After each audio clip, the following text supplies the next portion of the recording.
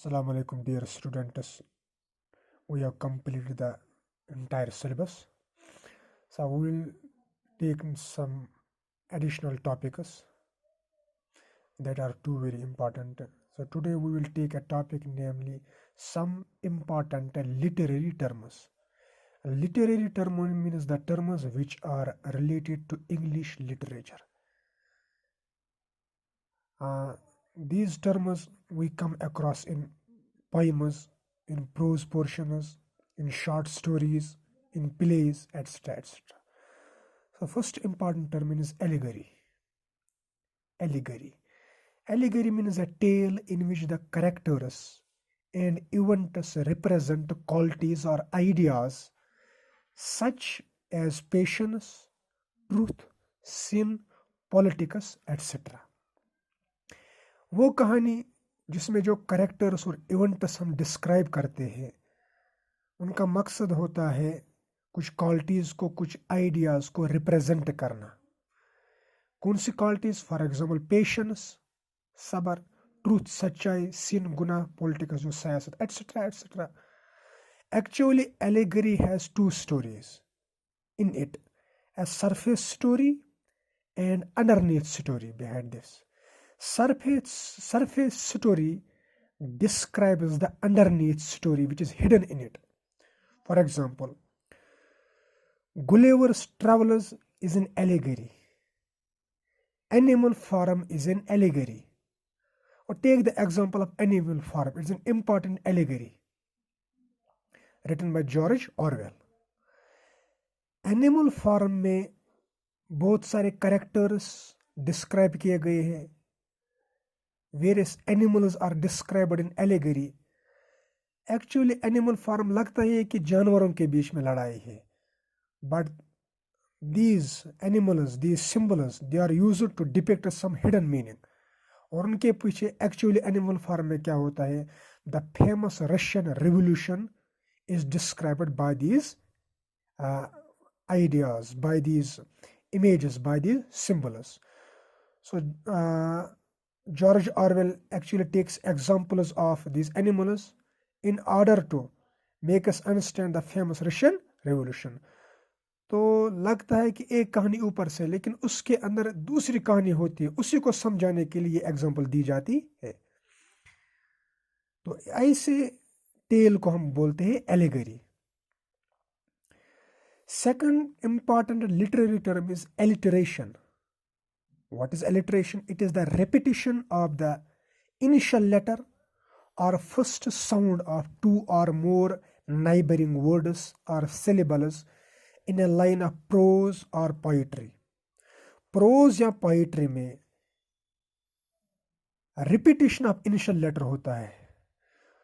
जो किसी वर्ड का इनिशियल अल्फाबेट होता है, लेटर होता है, या उसकी जो फर्स्ट साउंड होती है, वो मैच करता है नेक्स्ट वर्ड के फर्स्ट साउंड को या फर्स्ट इनिशियल लेटर को. ऐसे वर्ड्स को हम बोलते हैं alliteration. In other words we make it understand. कोई लाइन में लिखूंगा, उसमें जो कोई वर्ड होगा, उसकी जो पहली साउंड होगी, that will match with the sound of next consecutive word. या पहले वर्ड की जो इनिशियल लेटर होगी वो दूसरे वर्ड की इनिशियल लेटर से मैच करेगी. For example, I will take two examples of alliteration. In the merry month of March. In the merry month of March. इसमें आप देखो, मेरी म से साउंड स्टार्ट होता है, मंथ म से स्टार्ट होता है, मार्च म से स्टार्ट होता है. तो तीन वर्ड्स की जो पहली साउंड है, फर्स्ट साउंड, म साउंड, वो मैच होती है. In the merry month of March. Second example, sheep should sleep in a shed. Sheep, इसकी फर्स्ट साउंड है शी, शुड की फर्स्ट साउंड है श, स्लीप के स, शेड के श. तो हर में शी साउंड रिपीट होती है. और इसमें इनिशियल लेटर भी मैच होता है. इसमें भी इनिशियल लेटर एस, इसमें भी एस एस एस. तो ऐसे वर्ड्स को हम बोलते हैं एलिट्रेशन. सो ये बहुत सारे एग्जाम्पल्स हम देखते हैं इंग्लिश पोइट्री में, इंग्लिश प्रोज में, शॉर्ट स्टोरीज में, प्लेज में। तो ऐसे वर्ड्स को हम बोलते हैं alliterations. Third is ambiguity. Ambiguity means a figure of speech in which a word is capable of being understood in two or more possible senses or ways. Ambiguity क्या होती है? A type of figure of speech in which a word is capable of being understood in two or more possible senses or ways. किसी line में, किसी speech में हम किसी की बात को एक से ज्यादा मीनिंग्स में समझ सकते हैं। यानी कोई भी लाइन अगर इंग्लिश लैंग्वेज में दी होगी, उसके एक से ज्यादा मीनिंग निकलते हैं। So that line can be understood in multiple ways. कोई भी हम इसका मतलब निकाल सकते हैं। One can not decide a single meaning out of a single line. For example, इससे आपको अच्छी तरह समझ आएगा एम्बिग्यूटी की होती क्या है। Foreigners are hunting dogs. Foreigners are hunting dogs, एक मतलब इसका ये निकलता है कि जो फॉरेनर्स होते हैं वो डॉग्स को हंट करते हैं। फॉरेनर्स कुत्तों का शिकार करते हैं। दूसरा मतलब निकालता है foreigners are hunting dogs, foreigners hunting dogs की तरह है, यानी उनकी खसलत कुत्तों की तरह है, जैसे शिकारी कुत्ते हैं। तो one can understand only a single meaning from this. We can take two meanings out of this. Fourth literary term is anagram. Anagram is a word or phrase. कोई word होता है, कोई phrase होता है, which is formed, जिसको हम ऐसे form करते हैं by rearranging the letters of another word or letter. किसी एक single word से उसके letters को हम exchange करेंगे और दूसरा word हम बनाएंगे। For example, cat, CAT, cat means बिल्ली। इसके वर्ड्स, इसके लेटर्स को मैं रीअरेंज करूंगा। मैं लिखूंगा A पहले, फिर C लिखूंगा, फिर T लिखूंगा, तो यहां बन गया एक्ट। तो कैट से मैंने निकाला एक्ट। एक्ट मीन्स कुछ करना। टेलीग्राफ, TELEGRAPH, टेलीग्राफ एक मतलब है। उसके लेटर्स को मैं अरेंज करूंगा, मैं इसमें निकालूंगा ग्रेट हेल्प। तो ग्रेट हेल्प में भी वही लेटर्स है जो टेलीग्राफ में। तो ऐसे वर्ड्स को हम बोलते हैं anagrams. Fifth is antagonist. What is antagonist?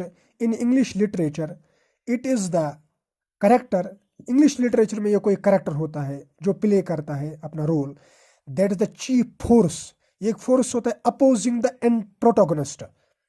ये प्रोटोगोनिस्ट को, that is usually a hero, उसको अपोज करता है।